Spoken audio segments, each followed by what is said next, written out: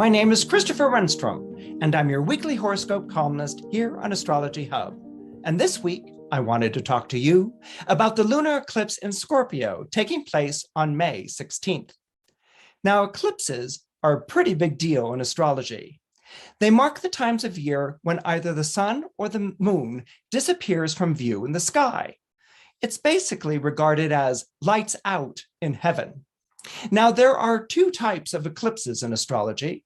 There are the solar eclipses and the lunar eclipses. The solar eclipse is basically when the moon passes in front of the sun, blocking out its light. And it's a very dramatic effect, especially when it's viewed during the daylight hours, like it was here in America in August of 2017. A lunar eclipse? A lunar eclipse takes place during a full moon. That is when the sun and the moon are opposite each other in the sky. Now, what happens here with a lunar eclipse is that it's the Earth that moves between the sun and the moon, and it's the Earth's shadow that's blocking out the light of the moon in the nighttime sky. And that is also very dramatic when it's viewed in the evening. So eclipses, this time of year when it's lights out in heaven, have always had a very powerful and sometimes dark reputation. Nowadays, they're a little bit more modified for the way that we live in the modern world, but it was still this idea that either the sun or the moon disappearing from view in the sky was seen as a treacherous and dark thing. It's almost as if the underworld had escaped its place beneath the surface of our world and was now running rampant in the heavens. And in places like Mexico and Indonesia and Korea and Thailand, lunar eclipses and solar eclipses were always the reaction to a lunar eclipse or a solar eclipse was to take out a drum and to start making loud noises with it or banging things together to make loud noises with it, because they didn't know how long the eclipse was going to last. It could just be a few minutes or it could be an hour or two. And what they wanted to do was that they wanted to make loud noises to scare away any of the underworld demons who had thought to sort of creep up from their place beneath the surface of the earth and wreak havoc. So this idea of making clamorous noises to chase away the evil spirits was not unlike, for instance, if you're sleeping at night and you hear something creeping around outside your home, getting up and making loud noises in order to scare away whatever is trying to intrude upon your particular space, your personal space. And this is what was done during eclipses. Nowadays, we don't really go and light firecrackers or make loud noises whenever there's eclipse. Usually we sort of stand there in awe and wonder, looking at this marvelous feat of nature that's taking place in the nighttime sky. But earlier in our civilization, they couldn't afford such a luxury. They weren't really sure when the sun or moon was going to come back again, or if it was going to come back again. And so it was this idea of scaring away the demons until the sun or the moon reemerged from its shadow and order was made right again. And the underworld spirits were dispelled back to the places where they belonged, which was beneath the ground. Now, in astrology, there are two types of eclipses, like I said. There's a solar eclipse and there's a lunar eclipse. Solar eclipses were said to affect the heads of state. So whenever there was a solar eclipse, there was always great speculation about what would happen to the king or the queen or the emperor or the chieftain or whoever was in charge of the state, whoever was in charge of the people. Usually there was fears that the head of state would grow ill or come to some sort of ignoble end if it were a solar eclipse. And a lunar eclipse, which is the one that we will be having on May 16th, the lunar eclipse always affected the body politic. In other words, it always affected the people that made up the state. So you could sort of think of the solar eclipse like the sun affecting the head of state, and the lunar eclipse affecting the body, the people that makes up the state, okay? And so if there was ever a lunar eclipse, these were going to unleash things that were going to affect the populace itself. All right. So here we have this lunar eclipse that's taking place in the zodiac sign of Scorpio. And during this period, when the light of the moon disappears from view, there is this idea that demons will set forth from the underworld and run rampant across the country or the nation or across the world. Now, clearly, this isn't going to happen on a physical level. We're not going to all of a sudden experience a zombie apocalypse when there is a lunar eclipse in Scorpio on May 16th. But certainly the idea of things being unleashed that have been kept hidden, things being unleashed that have been welling under the surface for a long period of time, things being unleashed that are from the shadows, that are from the dark, that are now free to roam and rage and range across the country and across the nation. This would be the idea, or at least the ancient idea, of what would happen with a lunar eclipse. And so I got to thinking about what this might mean, sort of like what was a good way of sort of really digging into and unpacking what the meaning of this lunar eclipse in Scorpio might be. And so I began with the idea of Taurus and Scorpio, okay? We have the sun in Taurus, and we're going to have the moon in Scorpio, and it's the moon in Scorpio that's going to be eclipsed. And I don't think it's just a coincidence that Scorpio is a zodiac sign that is, in effect, associated to the underworld. Okay, and so this idea of underworld spirits, again, these are really things that are kept below the surface, things that are not talked about, things that are regarded as being secretive or taboo or off limits. You just don't speak about these things. All of this belongs to the realm of Scorpio. And so I began to think, in terms of what would the sun in Scorpio, the sun in Taurus and the moon in Scorpio beget. And so, of course, you have to play with opposites, because that's really what a full moon is. The full moon is opposite the sun, and thus this is the period of time when the moon is as luminous as the sun, and in astrology has as much power as the sun has as well. Okay, so if we have the sun in Taurus, we're talking about, the spring here in the Northern Hemisphere. We're talking about flowers beginning to flower. Actually, the flowers are just starting to flower. Okay, blooms are beginning to flower here during the time of Taurus. And we're also talking about things that are above the surface.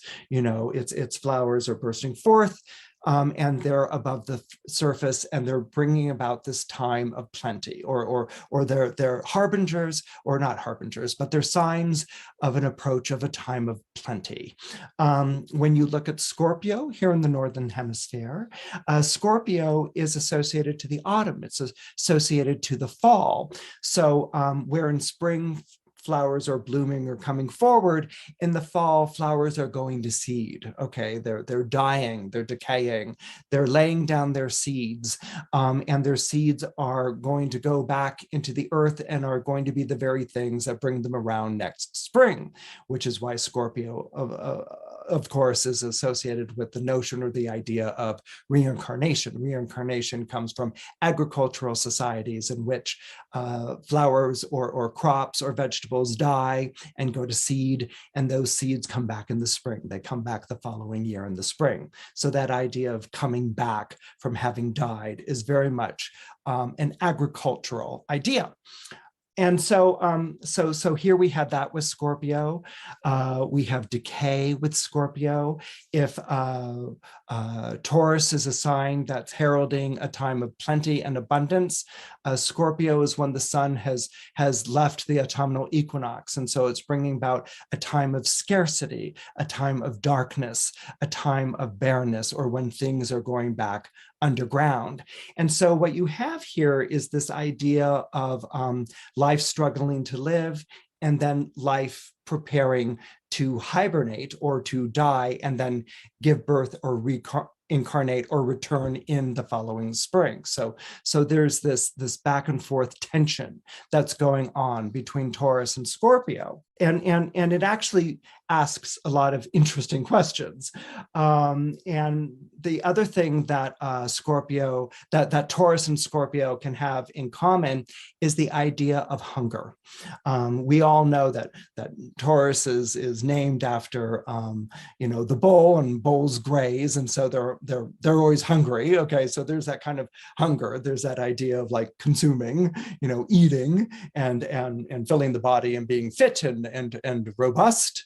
Okay, but then you also have the idea of a hunger in Scorpio. It's the hungry ghost or the hungry spirit that hungers for life, or that hungers for light, that has been emptied out. Okay, so there's also that idea of hunger that comes on in. So these were the sort of images.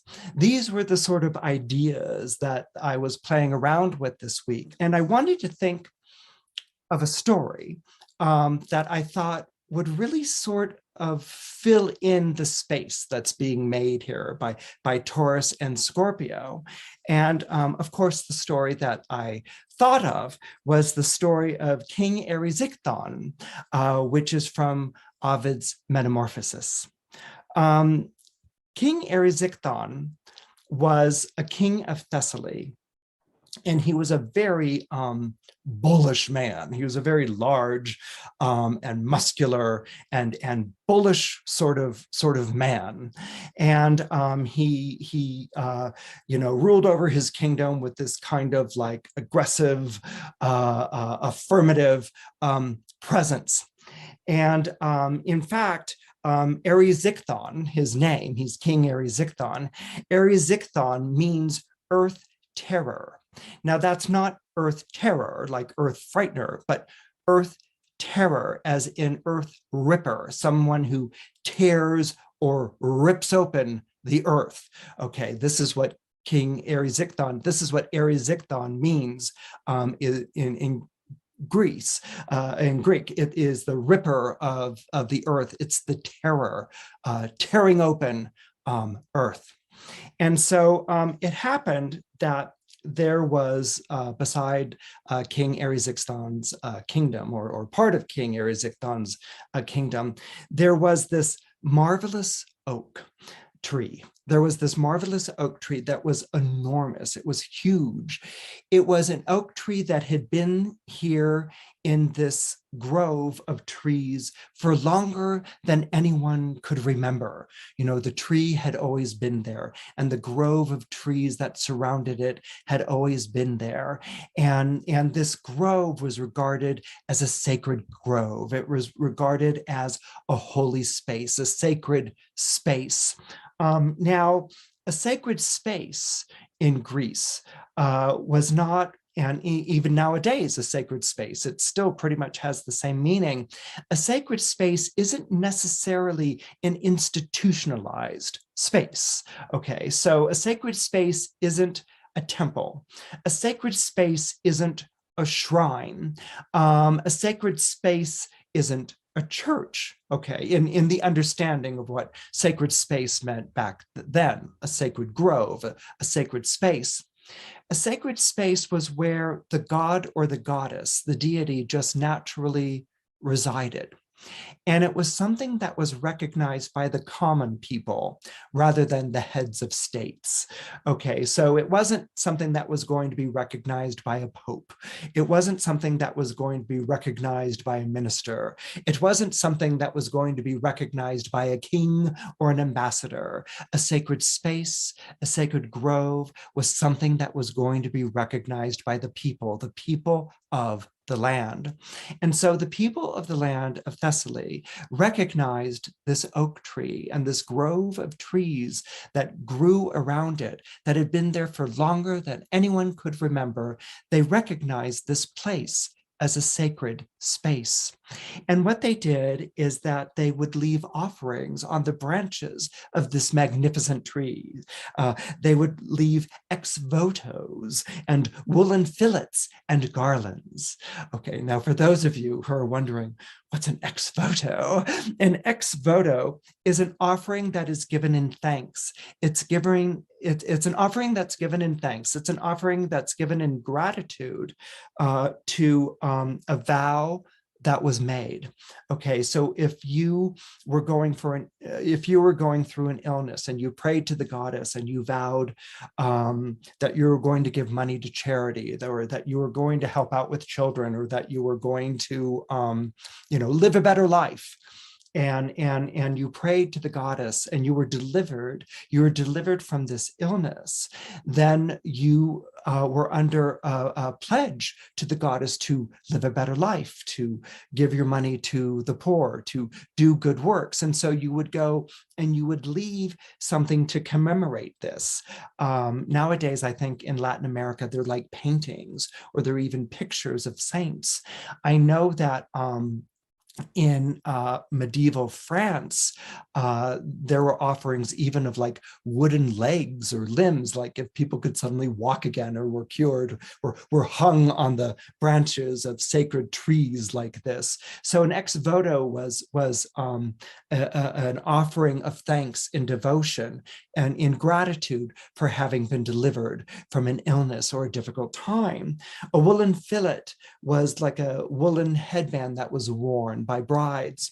And it was a sign of purification before marriage. And so after they were married, they had been chaste, and after they were married, they gave this, and the people of this land of Thessaly went and they hung on the limbs of this magnificent oak tree their woolen fillets. And then there were garlands. Garlands are wreaths of flowers, and wreaths of flowers have always been images or symbols of triumph. It might be an athletic triumph, or a poetic triumph, or some sort of military triumph, or heroic triumph. I mean, heroes and poets and famous people wore garlands of laurel leaves or flowers, or something to show, their dignity, their accomplishment.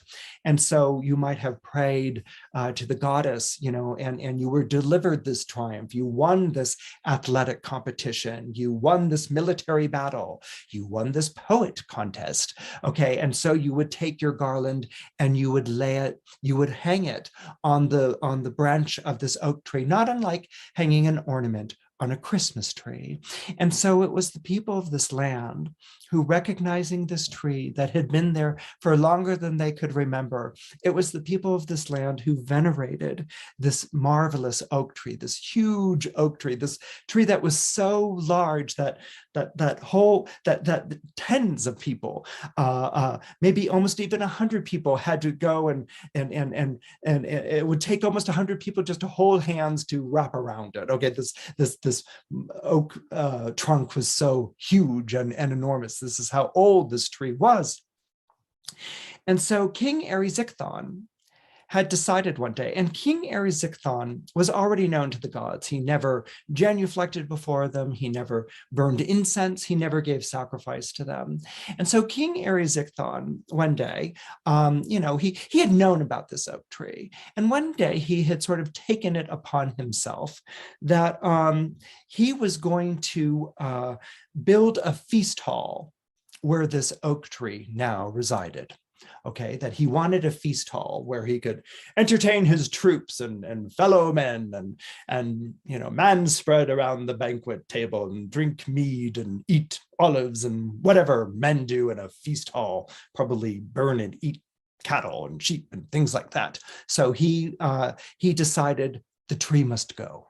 Okay, so he attacked the sacred grove, and this was a sacred grove that was known to Ceres. It was actually a grove that was beloved to the goddess Ceres, goddess of the grain, and so he attacked this sacred grove. He attacked this mighty oak tree, and he ordered his slaves to take out their axes and to begin chopping down this tree.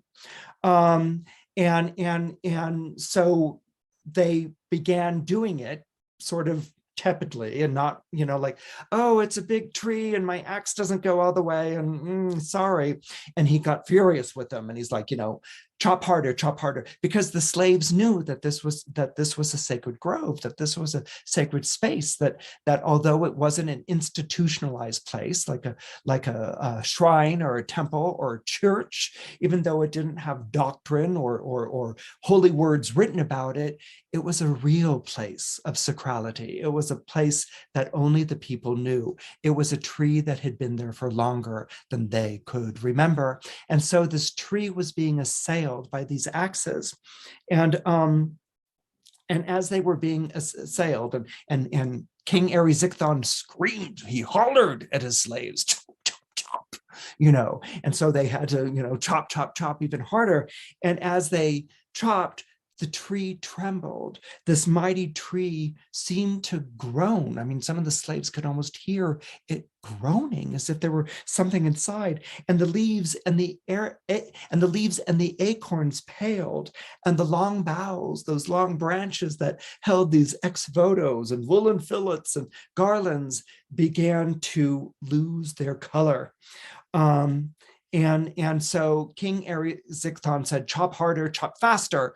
And the slave sort of did. And he grabbed a mighty axe, and he went and he just slammed it. He slashed it, into the shoulder of this trunk.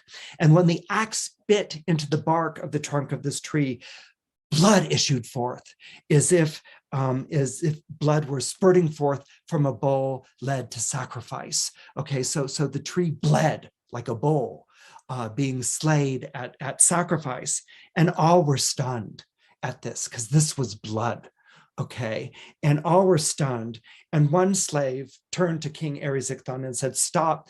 And that's about as much as he had said before King Erysichthon had lopped off the slave's head, and it went flying into space. So from the oak, from inside the oak, were heard the words, I am a nymph most dear to Ceres. I dwell here under the wood, and now I make my final prophecy, my comfort in the hour of your death. Your punishment draws near. So weakened by the blows, dragged down by rope and tackle, which was being pulled by hundreds of horses, okay, the great oak fell. The great oak toppled, it uprooted, and it fell. And in its falling, it laid low hundreds of trees for miles around. And so the oak had been destroyed. The sacred oak was no more. And the dryads are nymphs that live within oak trees. Dry is oak. So a dryad is a nymph that lives within oak trees. The dryads emerged from this oak tree where their mother nymph had been slayed. Okay, I don't know if you remember the movie Pocahontas, but where Pocahontas speaks to the elder spirit within the tree, that's what this is like. This is what King Erysichthon had slain. Okay, so from out of this oak tree and from out of these groves of trees that surrounded it, the dryads cloaked themselves in black robes and in mourning. And they traveled through the forests. They traveled over the creeks, over the brooks, through the different lanes and back out into the country. They traveled to the residence of Ceres, goddess of the grain. And they went to Ceres, dressed in mourning, and they told Ceres the news of her fallen tree. Ceres was grief-stricken. Not since the abduction of her daughter, Persephone, had Ceres been struck so deeply in her heart, and she was grief-stricken. And in that moment, Ceres is goddess of the grain, she's goddess of the earth. In that moment, Ceres vowed vengeance. And so she vowed, I vow to King Erysichthon that hunger shall tear him down. I vow to the king earth terror, the king earth ripper, that hunger shall tear him down, hunger shall cut him down, hunger shall bring him to his knees. She would rack King Erysichthon with a terrible hunger that would consume him. And so she sent right away for one of her mountain oreads. I mean, you have nymphs. This is what's beautiful about Greek mythology. You have nymphs of different places in the world. You have nymphs of the trees, of the forests, which are the dryads, and then you have nymphs of the mountaintops, which are the oreads. And so she sent for one of her mountain oreads. She sent for her in a chariot, and her mountain oread came immediately in the chariot that had been sent to her by Ceres. And Ceres said to her, listen, I want you to go to a place. I want you to go to the place on the icy realm of Scythia. It's a dismal place with a dismal soil, a barren, treeless land where the skinny goddess Famine lives. And so the Oread nodded and said, mm-hmm. And she flew in Ceres' chariot. She flew across the forests, across the mountains, across the oceans. She flew to this land where she found Famine in a stony field. Famine in a stony field, her nails digging the scanty grass, and her teeth gnawing on tundra grass. Famine's hair was matted, her face ghostly pale, the skin so tight that her entrails could be seen.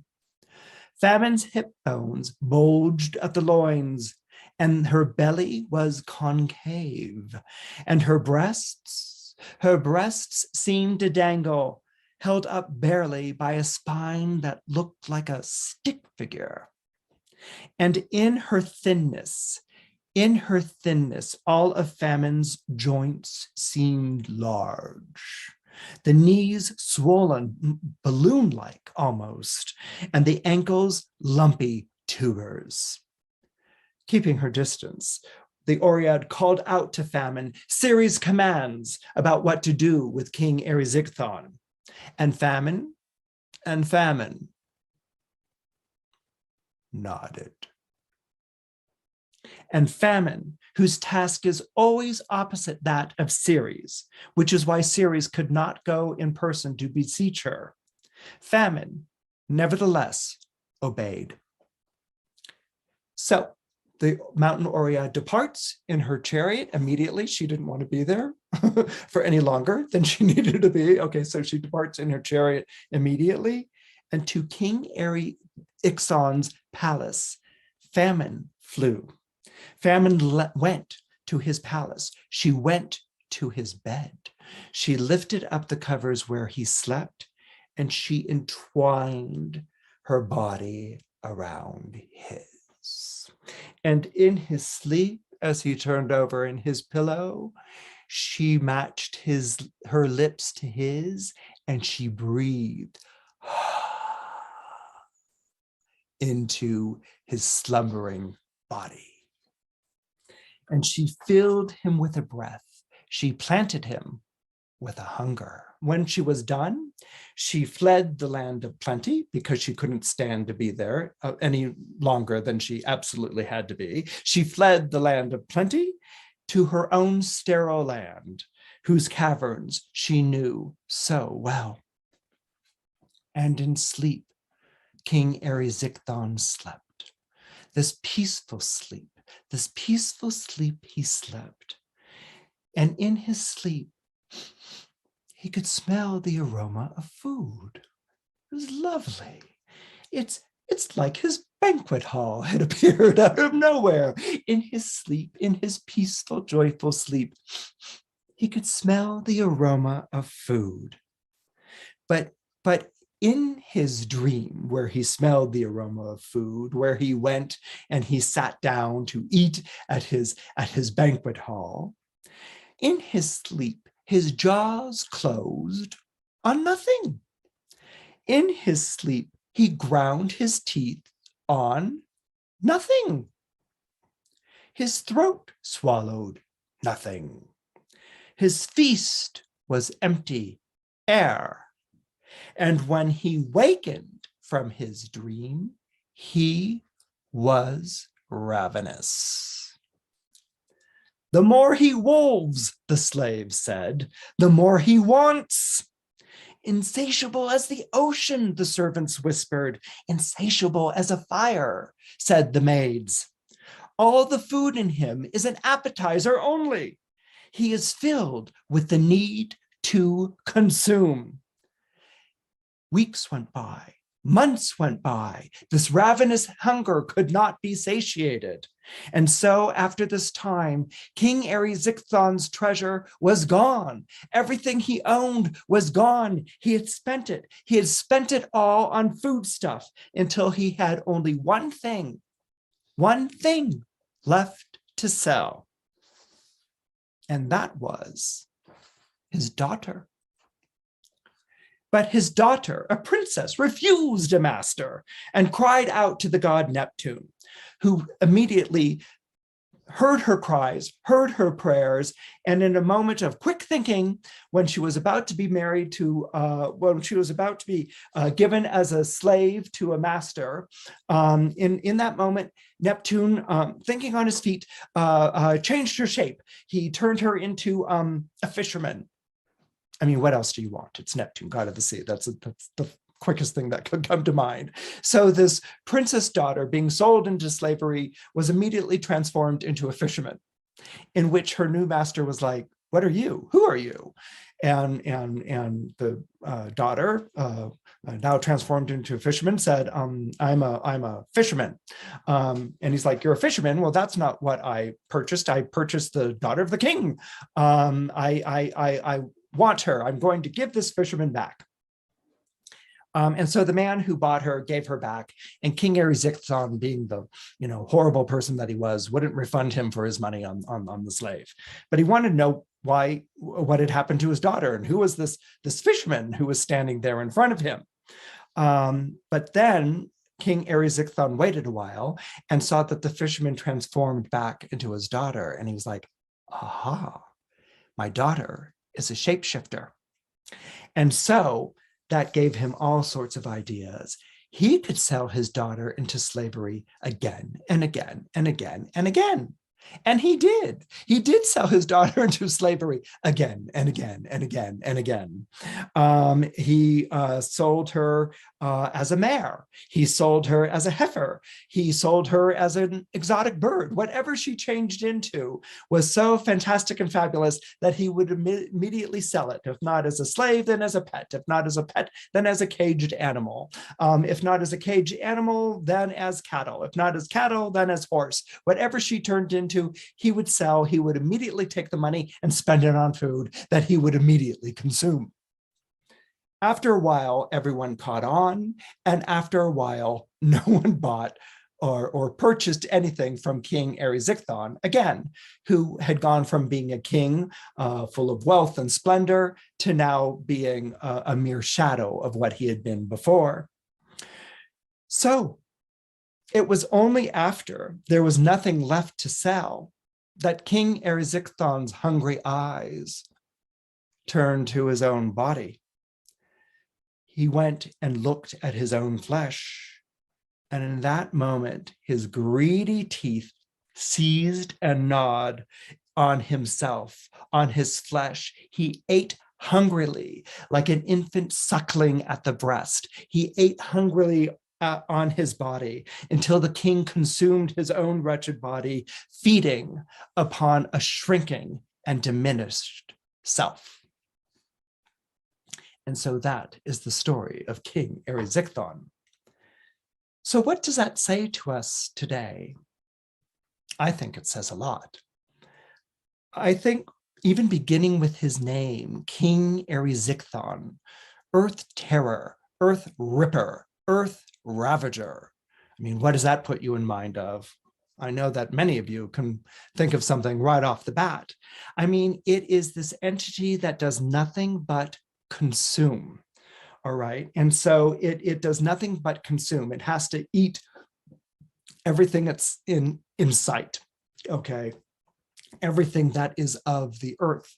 And so when we're talking of the earth, we're talking of Taurus, which is an earth sign. It's the first of the three earth signs in astrology.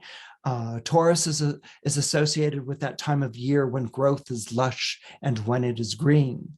It's associated with pastoral fields where shepherds and shepherdesses sleep with their cattle, grazing safely and peacefully with no harm. Where panpipes can be heard in the distance, and there is the celebration of Earth in an Earth song. In fact, Earth Day is celebrated during the period when the sun is in the zodiac sign of Taurus.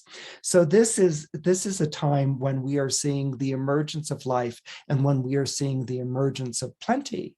With Taurus, we're always talking about territory, or we're talking about space. But in today's story, we're talking about sacred space, okay? And a sacred space, as was pointed out earlier, is not enshrined, okay? It's not a temple, and it's not a church, and it's not,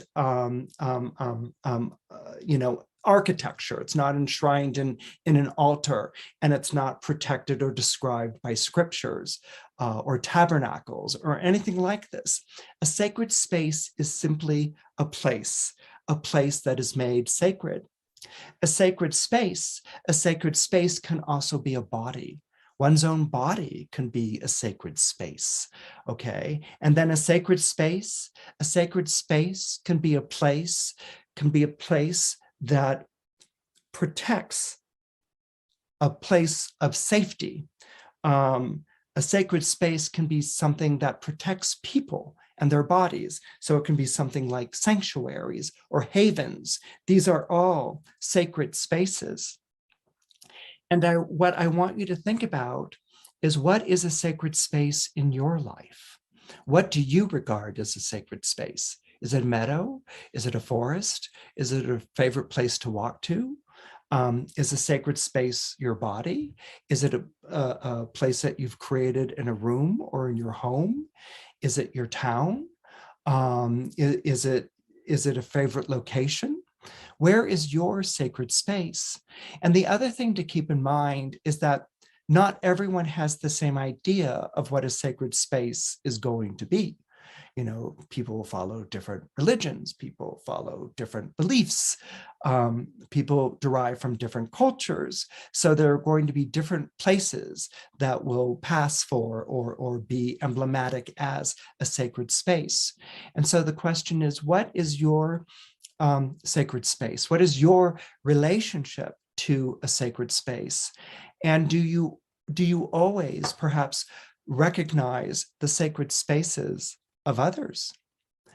This is a very important thing right now, not only in terms of environmentally, which is, of course, the most obvious parallel that you could make here. You think of the earth and the environment, and the sanctity of the earth and the sanctity of the environment, and the shrinking up of those sacred spaces and the protecting of them. But don't just think of the earth in terms of an environment. Bring it into the body, bring it into urban areas, bring it into places that need to be revered and that need to be protected, places where people can come together and they honor that this is a special place. Here we had an example of an enormous oak tree where people put things on it, on the branches to commemorate being released from an illness or having gained a triumph. But sacred spaces can also be places where people gather and are at peace. It might be a park with park benches or something like that, where people sort of gather and they're at peace. It's something which is understood by the common person and not necessarily by the people of rank and file. Sacred spaces can also be birthed from times of darkness. Think of whenever we have tragedies, how many times people will go and put candles in front of the tragedy, or they'll stuff little teddy bears or something like this. It's their way of commemorating, and it's their way of honoring that a tragedy had taken place. And I know that in recent years, people have sort of mocked or derided this, said, like, less teddy bears and candles and more, legislation and taking action. And there's a time for that too. But it's still important to honor people's spontaneous reaction to something that is sacred, to something that is sacred. And that can be the birth of something, or that can be the passing of something, or that can be an ordeal that someone has gone through and they've come on to the other side. Wherever our havens and our sanctuaries are, our havens and our sanctuaries that protect people who are in need of protecting, okay, and who have given an oath to these places. If you protect me, I will do this good going forward into the world. And then I want you to look at the other side. I want you to think of the story of King Erysichthon. And we look at this story, and it's a story about hunger. Okay, it's a rapacious appetite. It's something that can't be satiated. King Erysichthon is cursed with famine. Okay, which is as hungry as fire, which is as hungry as ocean.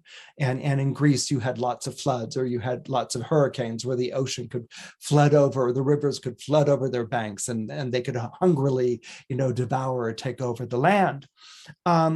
So that's the way that he's described. And we often think of people like that as being, hungry for power, or hungry for money, when we've got words for this. We've got words like greedy, or we have words like covetousness, or even power mad, or lustful, where people are just sort of hungry.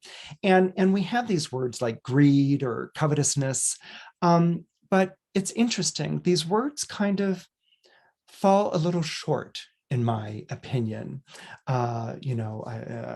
This person's greedy, this person covets, this person wants, to want.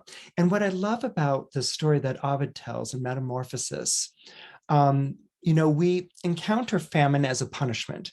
Ceres is angry at King Erysichthon and punishes him by having famine go to him and inhabit him. And so we which is really wonderful. I mean, like, it's an extraordinary image, and famine is such an extraordinary character. But what it put me in mind of, because I'm thinking of, here in the Northern Hemisphere, we have the springtime of Taurus, and then we have the fall or the autumn of Scorpio. What it put me in mind of is perhaps these people that we see as being power hungry and greedy and covetous or whatever are actually possessed by famine. They're possessed by an emptiness.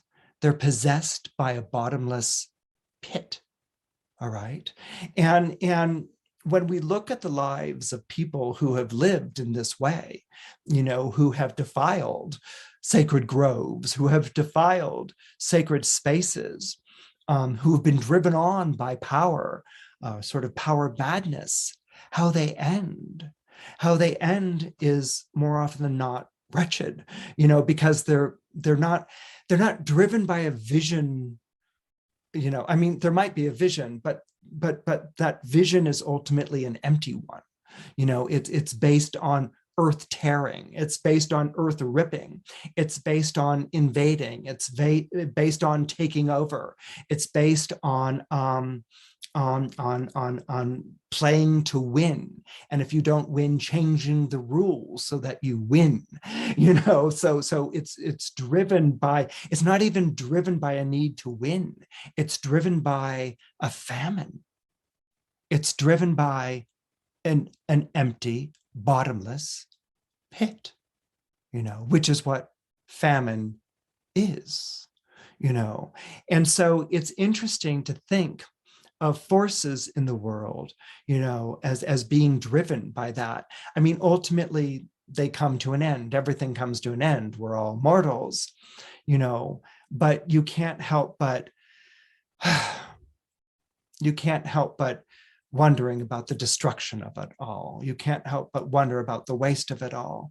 And what's really fascinating here is just this little bit at the end, this kind of like strange little bit at the end where the king, having run out of money, sells his daughter, and his daughter has the ability to change her shape,